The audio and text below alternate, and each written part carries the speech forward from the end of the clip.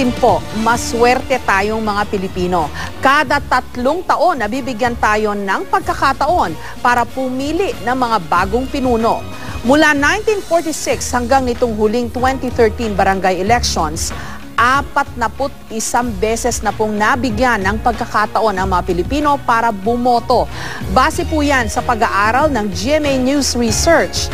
Mantakin niyo po, kahit ang mismong pagpili ng punong barangay o village chief at ng kanilang mga kagawad, idinadaan pa natin sa eleksyon. Hindi maitatanggi buhay na buhay ang demokrasya sa bahaging ito ng mundo. Pero hindi rin maitatanggi, pinuputakti pa rin ng mga di kanais-nais na pangyayari ang bawat eleksyon sa bansa, kabilang na ang katatapos lang na barangay elections. 8 barangay halimbawa sa Maguindanao, may iniulat na mga insidente ng di manoy ballot snatching. Isang eskwelahan doon sinunog. Sa Mariveles, Bataan, pinaulanan ng bala ang bahay ng kasalukuyang barangay chairman. At eleksyon sa 13 barangay sa Pikit, North Cotabato, idineklarang iligal ng COMELEC dahil sa paglabag sa Omnibus Election Code.